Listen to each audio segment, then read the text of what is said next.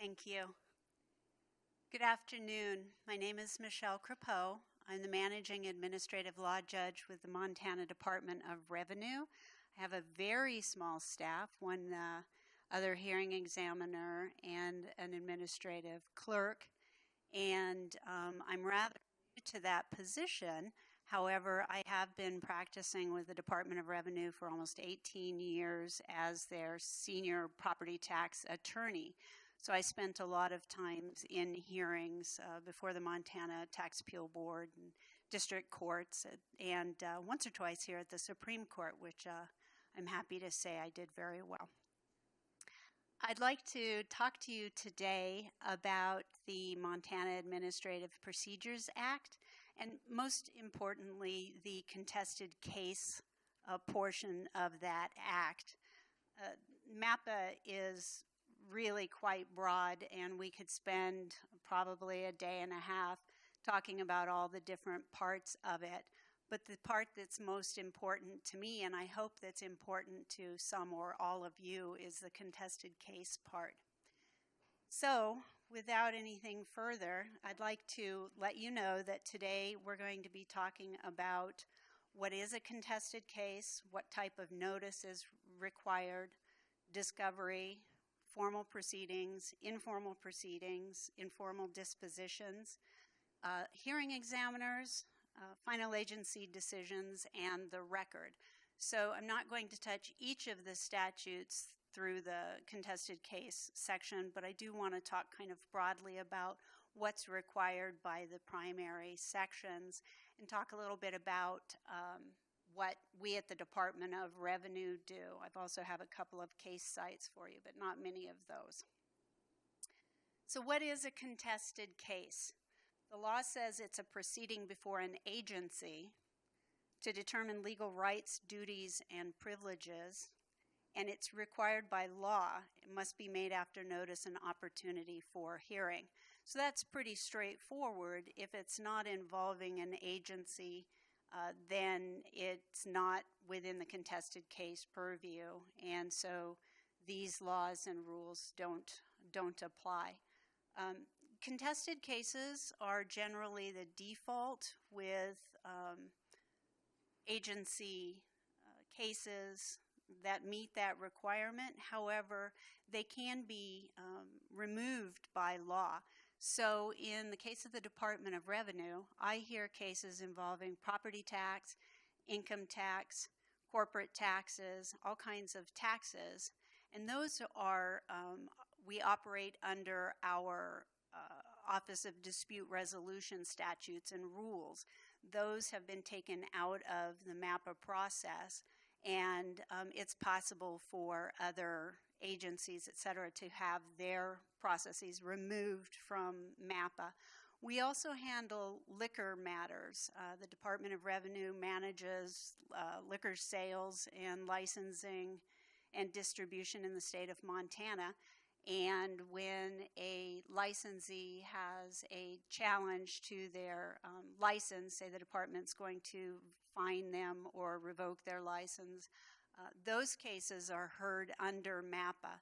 So we bounce back and forth between the rules and laws that we operate under. It's real important that the taxpayer, the licensee, the person who is raising the challenge to the agency action have notice, and the notice statutes are really fairly detailed with MAPA. They have to contain quite a lot of information in order to allow the individual to understand what the charges are, or what is being taken away from them, or what is not being granted to them. Of course, they need to include the time and place and nature of the hearing. They have to know what is happening. Is it an informal hearing? Is it a formal hearing? How is it going to operate? The legal authority for the hearing. How is the division, the department, the agency allowed to undertake that hearing and the underlying action. It has to reference the portions of the statutes and the rules involved. Again, the law really wants to give the individual a fairly deep understanding. However, it's not, these cases are not under civil procedure, and so the type of notice isn't exactly the same as you would expect in under the law, rules of civil procedure. You have to have a brief narrative, and that narrative has to explain the matters that are being asserted by the agency. And that requires a short and plain statement of the issues at the very least. There has to be a statement that formal processes, hearing processes, can be waived, and that there are informal dispositions allowed. Would have been a little easier here with a table or a stand. Sorry for the rustling. The department has to provide a discovery process by rule, which when I came into the Department of Revenue's Administrative Law Office of Dispute Resolution, I was surprised. I wasn't certain that we weren't operating under the same exact discovery rules set out in Civ Pro. And I was also surprised to learn that our rules weren't very detailed. So we're working on those. But it's important to, because the divisions run the contested cases, it's important that the individuals involved have some place to go, a central place to go. And so we're required to have those rules, and those rules have to be adopted by MAPA. So generally, we operate under the same rules of discovery as you would in front of a court. We have an informal discovery process. However, you don't have to necessarily file discovery requests. A lot of what we do is by email between the division representatives and, in our case, the taxpayers, which makes it real easy because most of the folks that we deal with represent themselves pro se and don't really have any legal background. So we generally, and I'm not certain about any other agencies, if there's anybody here today that operates under something other than rules similar to those set out in Civ Pro, doesn't appear to be. So the formal hearing procedures are quite a bit like a hearing before a district court. They have, the parties have the opportunity to present evidence and testimony, and any testimony that they do offer has to be under oath or affirmation.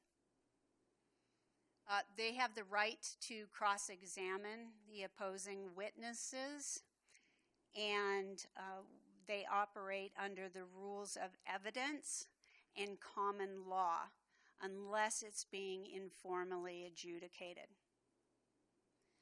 The hearing examiner does have the right to take judicial notice of facts, and that is handled basically the same way it is in a district court. There has to be notice, and the opposing party has to have the opportunity to challenge the judicial notice. We follow the case law relating to that, and it's not often that we're asked to take judicial notice. Occasionally we will do so sua sponte, and that is allowable. One of the interesting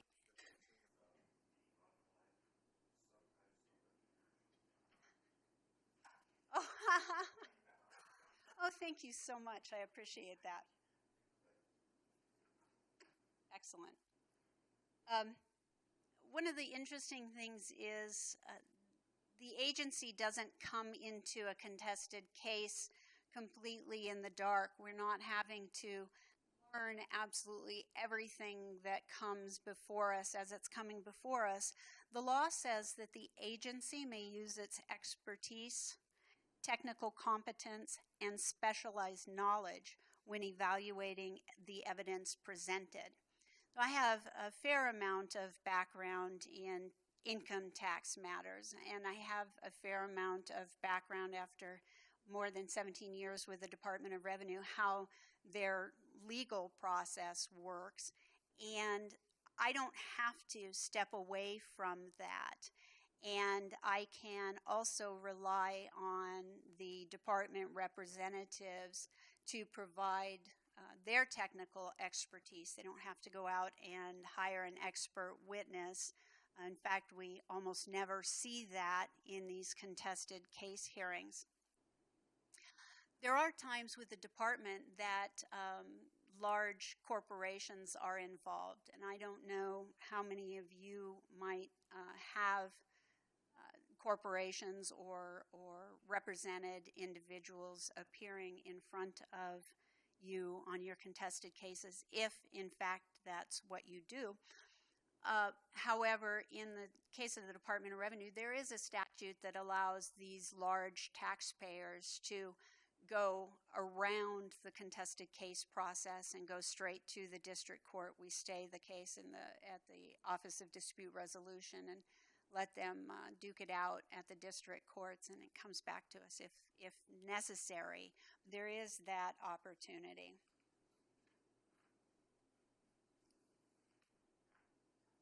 Like I said, the rules of evidence generally apply unless there are informal resolutions that occur. Each party has to have the opportunity to present evidence, and they can present that evidence in writing, or they can present documentary evidence just like they would in front of the district court. Like I said, in these formal proceedings, it really is operated quite similarly to the district courts. The Department of Revenue doesn't have a significant number of the formal proceedings. Like I said, when people are represented pro se, we have the ability to operate most frequently under the informal procedures. When evidence is presented at a formal hearing, the evidence does have to be entered into the record, and if the case goes up on appeal, that has to go with it. So if you practice in front of the district court, this is nothing new.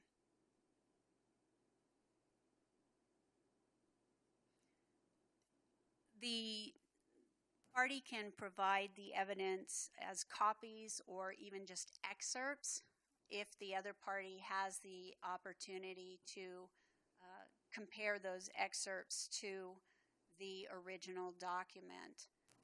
It's up to them whether they choose to do that. I find that interesting because I often get just a couple of lines out of something and I'm expected to understand the significance of it. But even in these more formal settings, as a hearing examiner, I generally have the ability to ask more questions than perhaps a judge might. Again, with these pro se litigants, we often will not direct them, but ask questions that may provide us information that we need on the record in order to make a good and sound decision.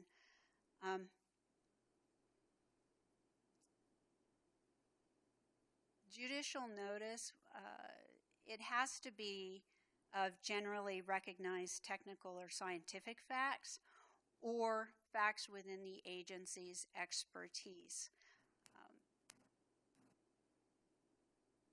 If the party is going to offer or request judicial notice, they have to give notice to the opposing party prior to the hearing. They can give notice at the hearing. We suggest that they don't. But the opposing party does have to have the opportunity to contest. Are there many people in the audience today that actually sit as administrative law judges? Or hearing examiners? We use that interchangeably. I'm sorry. Excellent. And what type of cases do you normally hear? Okay.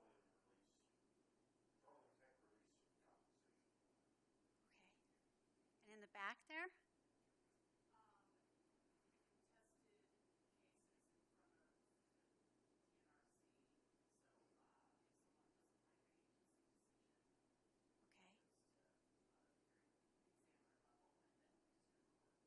Okay.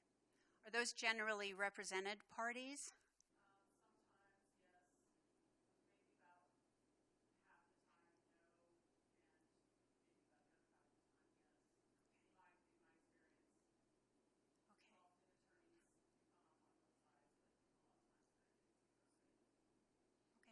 And you? Okay.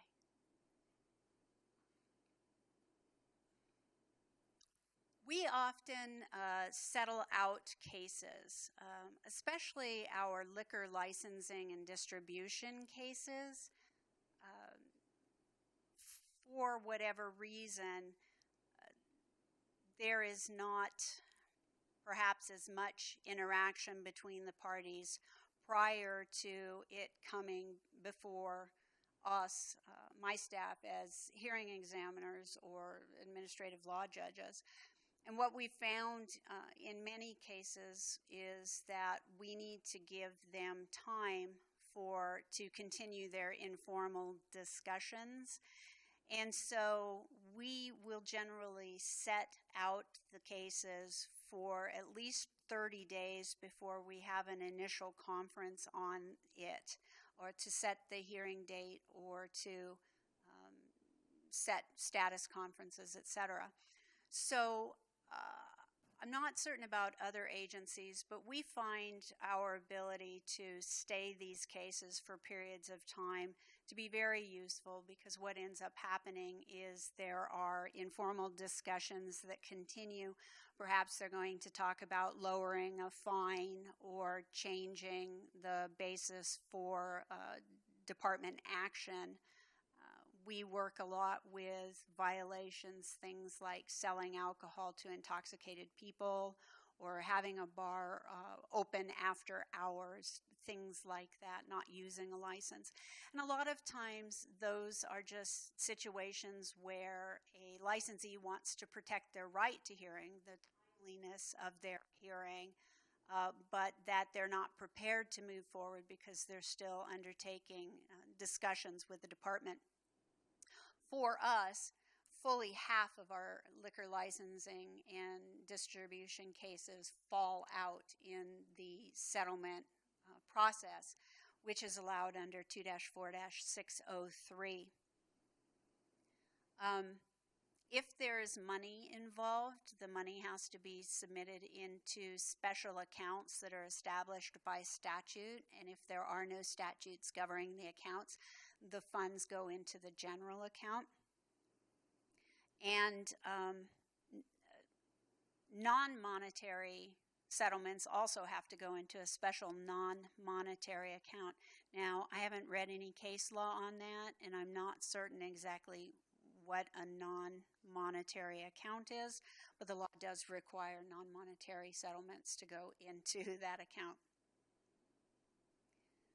It requires a joint waiver of formal proceedings, and that waiver needs to be in writing. If the case involves professional or occupational licensing, informal proceedings cannot be used, formal proceedings cannot be waived. Those are cases such as denturists and psychiatrists and doctors, anybody who is licensed by the state.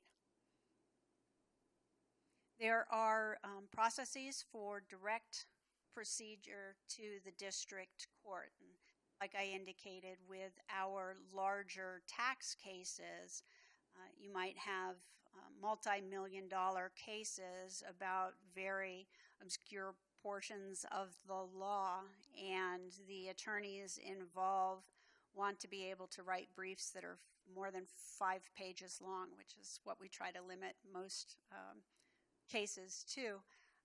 They'll go directly to the district court. Again, we stay the cases because there's always the possibility that the district court is going to send something back to us for a determination. Once the decision is made, there is an opportunity for judicial review, and we'll talk about that statute in just a little bit.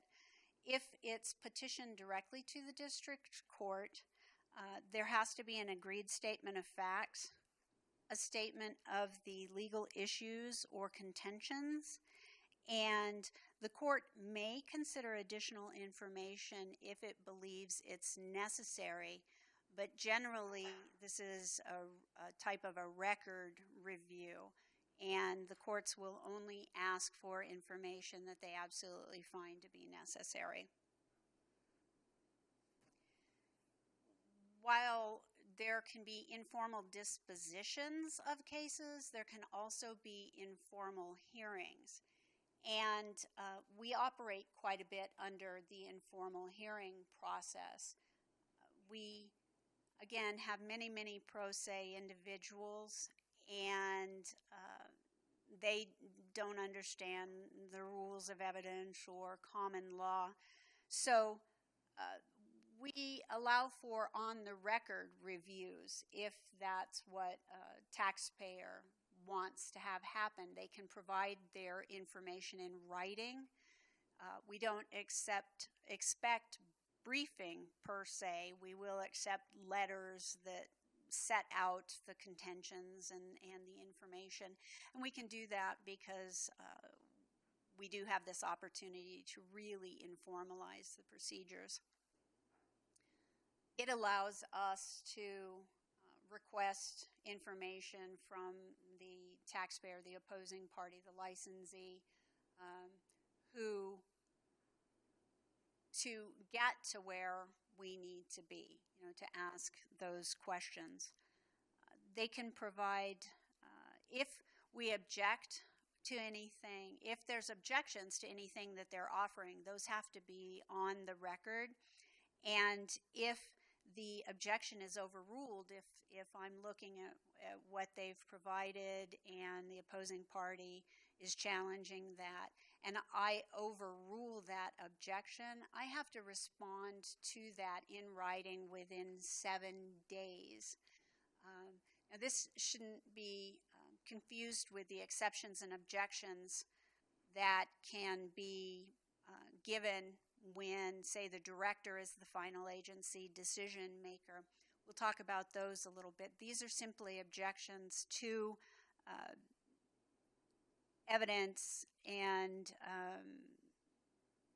information provided in an informal process.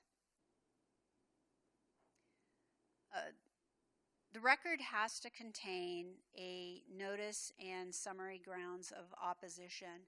Often this is the exact same information that is on the notice that's provided to the taxpayer, the licensee, the citizen who is opposing the action. It has to include all of the evidence and that's offered or considered, and it has to include all objections and rulings on the evidence. Ex parte communications in these informal processes, there is a method by which the parties can have ex parte communications with the hearings examiners. That does require notice to the opposing party prior to the ex parte communications. But if the opposing party doesn't challenge that, if they don't have any reason to say, we have a real worry about this, then ex parte communications can occur. We actually see this fairly frequently in these informal situations. With the pro se individuals, they don't often know how this process works, so they'll send me an email directly. They'll give me a call on the telephone because my phone number is on the orders that we issue. They'll want to provide me with information about their case. Well, I had somebody working at my bar, and I had given them all the training in the world, but they still sold to this underage individual. And those aren't the type of ex parte communications that we engage in. Generally, what we will allow a party to provide to us is procedural discussions.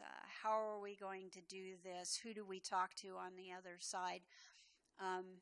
However, if we do have somebody who is moving down the line of substantive discussions, we immediately put a hold on the call, on the letter, what have you, and we notify the department's representatives.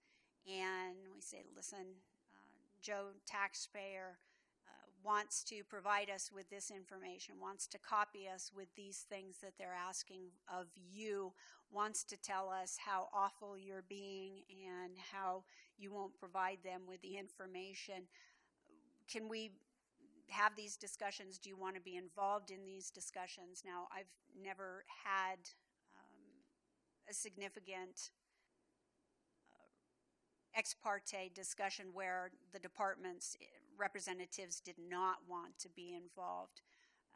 If you have these informal hearings, they can get a little squirrely, technical legal term. And the individuals involved, if they're not, corporations or companies and more perhaps sophisticated litigants, they may want to take you down the rabbit hole, and it's often very difficult to prevent them from going there. I know in our case, our representatives are really quite gracious. If somebody is going off on the substance of their case, they will allow this person to move on for a period of time, but then, at some point in time, they'll just ask that be stopped. That's sometimes useful to understand not the substance of the individual's case, but from where they're coming, what's important to them in their case. Because one of the things we find is these informal proceedings are really a time to allow, in our case, a taxpayer to feel heard. That somebody is actually listening, because obviously they don't feel that the people in our division who are ruling against them are listening. But it gives us a place to start. I mentioned that we allow, as part of this informal process, hearings on the record and not just informal hearings. When we have these hearings on the record, we limit them generally to cases in which there are no genuine issues of material fact.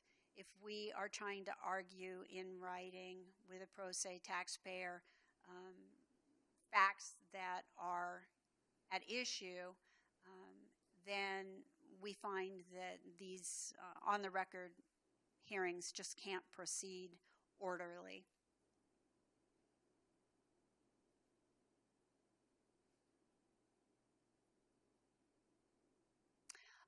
With regard to the evidence in these informal hearings, although the rules of evidence don't necessarily have to be followed, privileges do apply.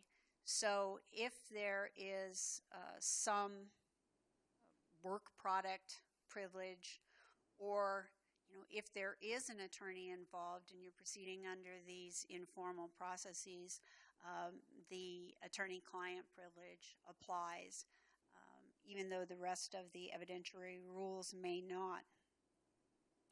Pretty much any evidence can come into play in these informal proceedings. Hearsay, as long as it can assist the hearings examiner, the ALJ, in making a well-reasoned decision. What can't come in is irrelevant, immaterial, or unduly repetitious evidence. Now that's a little bit difficult because when you do have these pro se litigants, they don't really know necessarily when the evidence becomes repetitious. And there are only so many photographs of a building that one needs in order to understand that a building exists, and it exists in a certain place in Billings or Bozeman or what have you. I recently had an individual who was challenging a liquor license location provide me with probably about 25 photographs of the same building. So we did ask him to step back and take a look. What are the most important photographs to you here? Let's get those in, but the rest of these you can keep. I don't need a letter from 2014 from a person who's not challenging this action, who was challenging another action that just happened to be in the vicinity of this action because the city council was doing something that the individual didn't like. Those types of things can easily be removed from the record and not allowed in. Evidence can come in even if it's not necessarily admissible in court. Again, these are really informal processes here, and as long as the testimonial evidence is under oath, it can come in. Virtually any written evidence, anything that a taxpayer or licensee may write to the Department of Revenue, comes into the record. Hearsay, I mentioned, can come in, but it's not sufficient in and of itself to support a finding unless it would be admissible over objection in civil actions.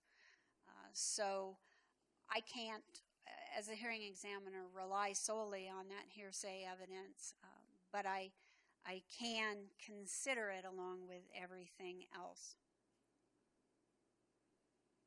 Hearings examiners, they have judicial immunity, and I think that's real important because a lot of times pro se litigants will feel as though they've been wronged somehow civilly.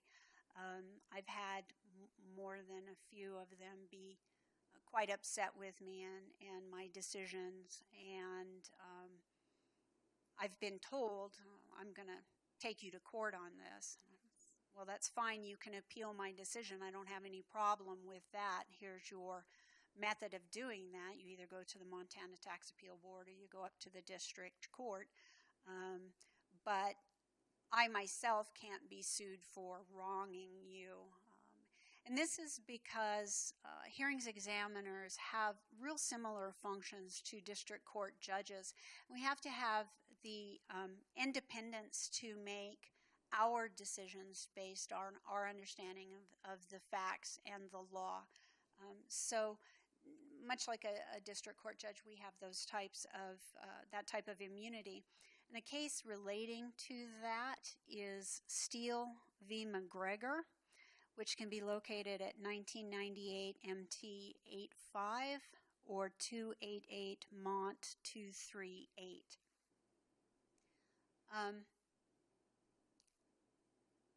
Agency hearing examiners, or ALJs, have to be appointed with their experience and expertise in mind. Sometimes that experience or expertise is simply their attorneys, or they've clerked, or they have some background in the legal process. Sometimes the agencies will search for somebody who has actual background in the area of law.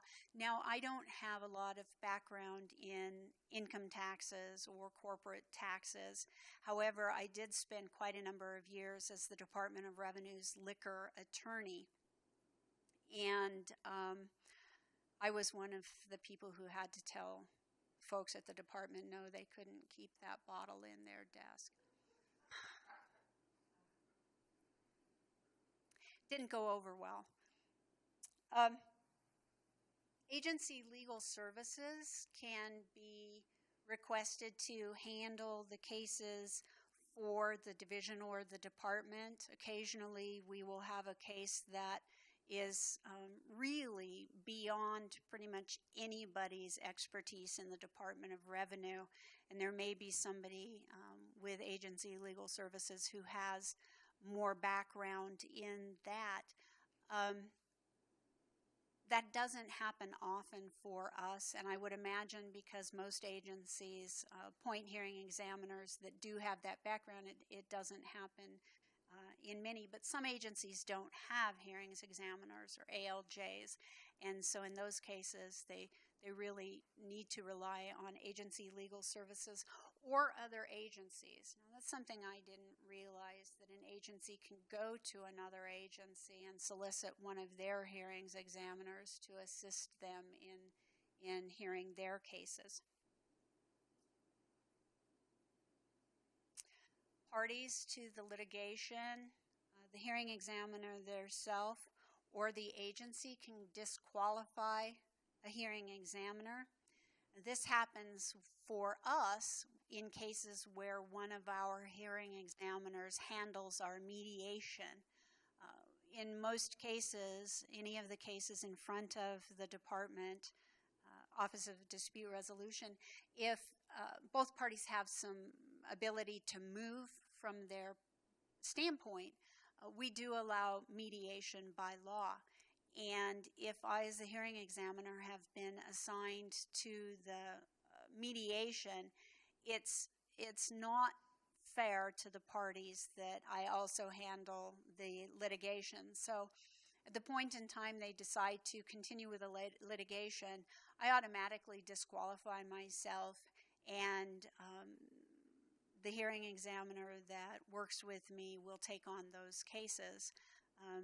Once a hearing examiner is disqualified, a new hearing examiner can be obtained through any of the avenues that they could be engaged otherwise, so through the agency legal services or other agencies. There's the opportunity under MAPA for absent members to actually make the final agency decision. In our case, when there are liquor violation matters, liquor distribution matters that come before us, our director is the final decision maker. And so as the hearing examiners, we hear the cases, we take all of the evidence, and we do the legal analysis and apply those facts to the laws and draft what we call a proposed finding of facts and conclusion of law and order, or a PFOFOCOLO. We present those to not only the director for his review, but copies have to go to all of the parties. And there's a time period allowed for exceptions. So once an individual gets the proposed findings and conclusions, they have the ability to basically object to either of those, the findings or conclusions, or the analysis that's set out, and they file those with the director. If the director receives those, then he's required to review the entire file, and the parties are allowed to request oral argument to bring the director up to speed in their own words.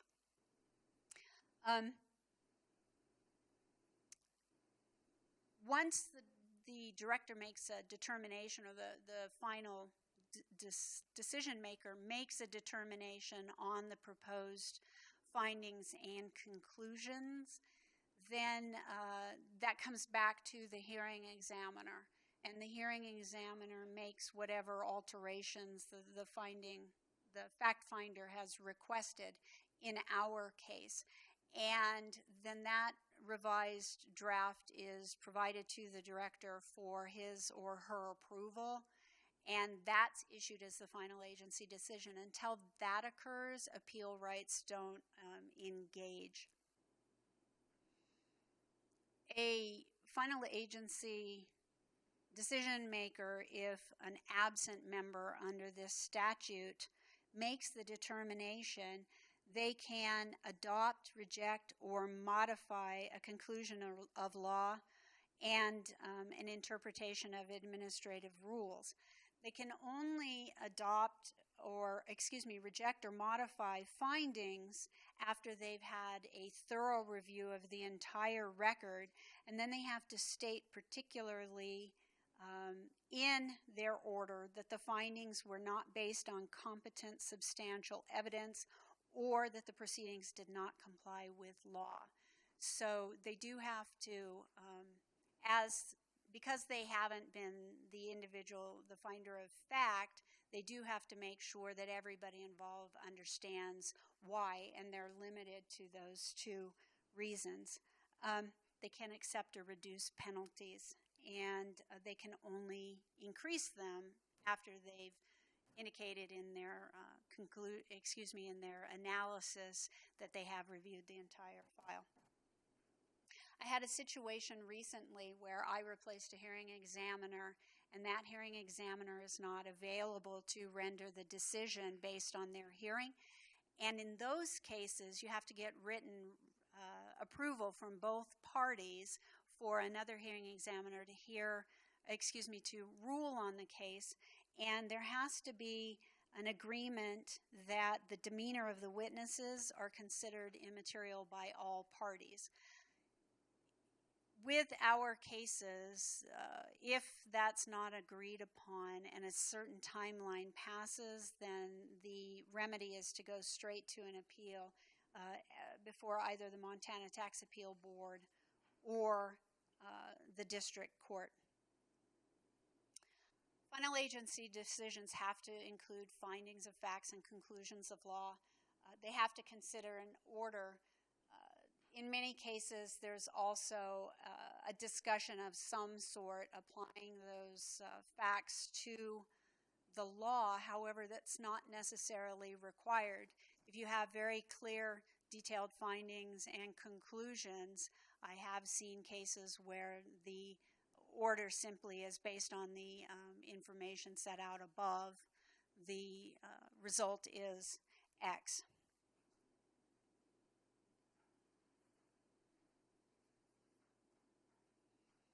Once a decision has been made, it is subject to judicial review unless the statutes say something else.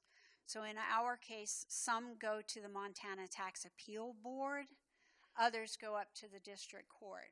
When they go to the district court, there are very limited reasons that the court can consider as far as modifying or overturning the agency's decision.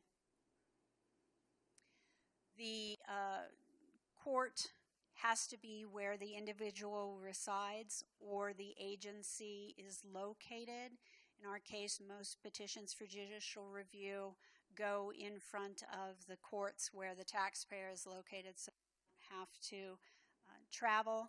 There are reasons where some of them choose to have the court locally handle the review, and most frequently that's because the local court, First Judicial District, has seen these cases repeatedly, and they have some specialized understanding and the individual challenging the case. In our case, the agency cannot appeal a decision made by the agency. I think that's across the board, but it's only the opposing party that can appeal the decision. Once a decision is appealed, of course, the agency can appeal any adverse ruling following that appeal. The district court does not have to allow additional evidence, however it may. There is no automatic stay, so if the one or more of the parties is seeking that, it has to be requested through the issuing agency, and a determination can be made on that. They can't raise new questions, of course, and they can't enter the new evidence without good cause. The law says if new evidence is entered into the record, the agency can review it.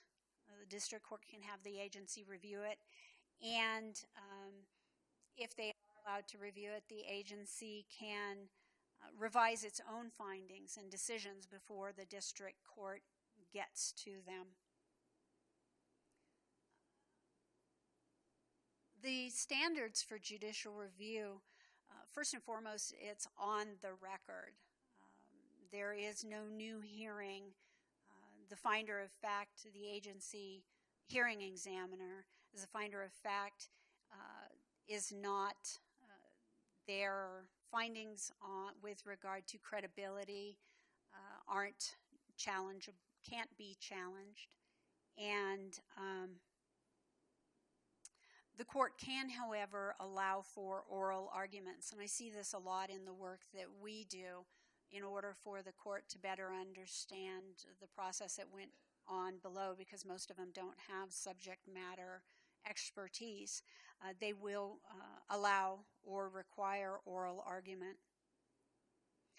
The court can only overturn the hearing examiner's decision or the agency's final decision if findings, inferences, conclusions, or the decision itself is in violation of constitutional or statutory law.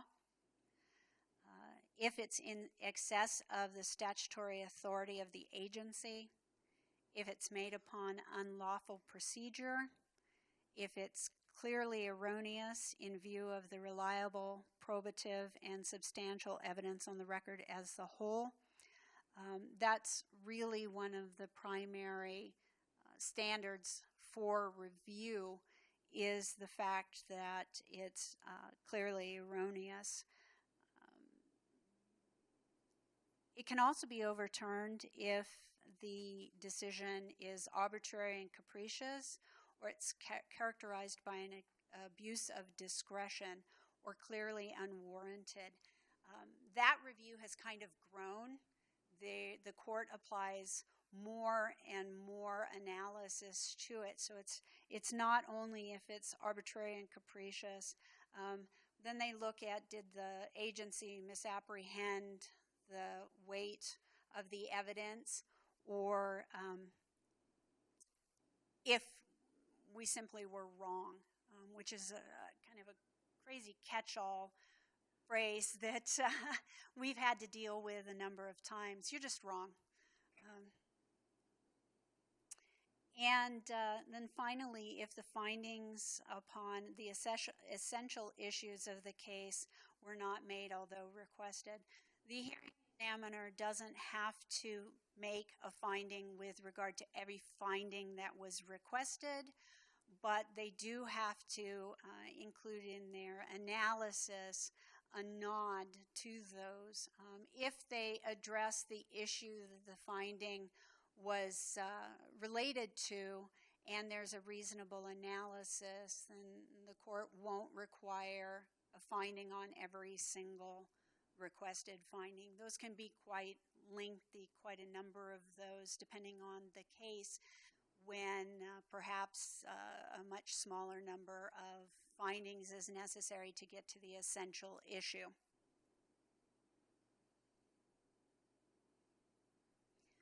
If there's professional licensing and there is a challenge to the constitutionality of some law relating to that, before the court can review the case, the individual must prove the unconstitutionality of the underlying statute.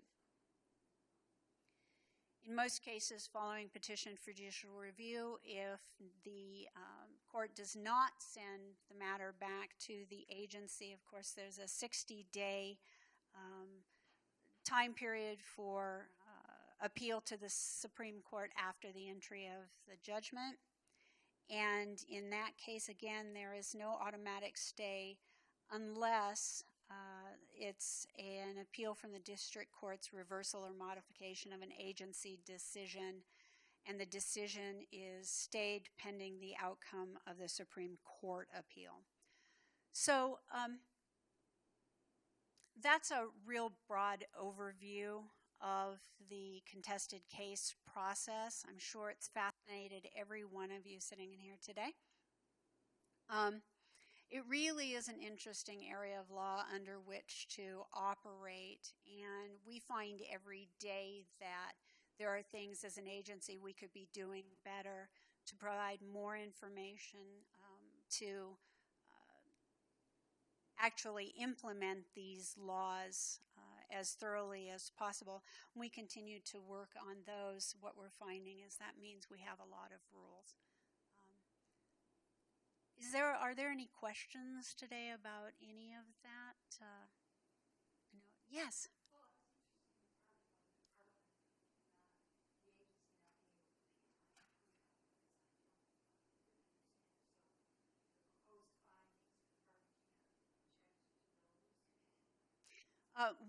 In our case, no, and I think that's consistent across the board. But as far as the agency appealing, that's with regard to the final agency decision. That's directly set out. We've never had a case that I'm aware of at the department where the department itself was trying to challenge the proposed findings. But we certainly, an agency can't appeal its own decision. Yes?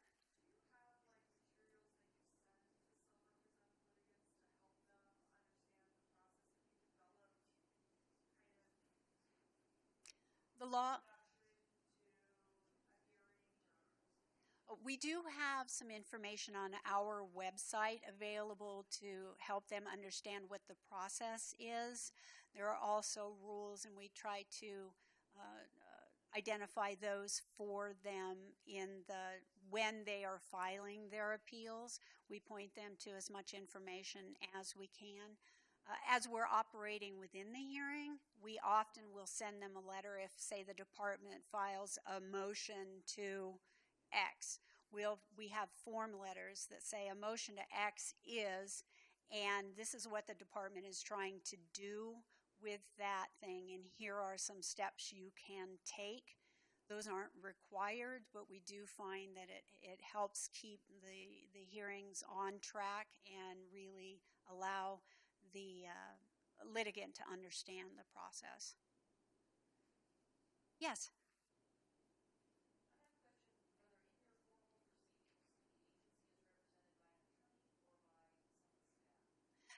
It happens in both cases. If there's an attorney on the other side, there is always an attorney from the department. If the opposing party is appearing pro se in a formal situation, and we have that happen, somebody who's pretty knowledgeable, a tax representative, a CPA, something like that, who's done a number of these cases, then no, the department does not have an attorney. We look at it as not trying to outgun the opposing party and make it an intimidating process. In the end, we're going to take the facts that we have and apply them to the laws that exist, regardless of whether or not a taxpayer did an excellent job at the hearing. So in our case, no, if there's not an attorney on the other side, then there's not an attorney.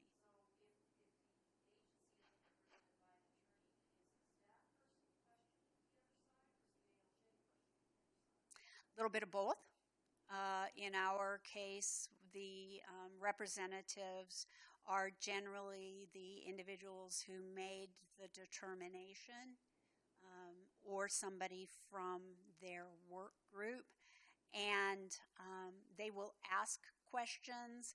They're generally pretty broad. They're not necessarily like a cross-examination that you would see in a court. But I will also ask questions if I think the record isn't clear as to a fact that needs to be there in order for me to make a reasoned decision. Thank you. Yes?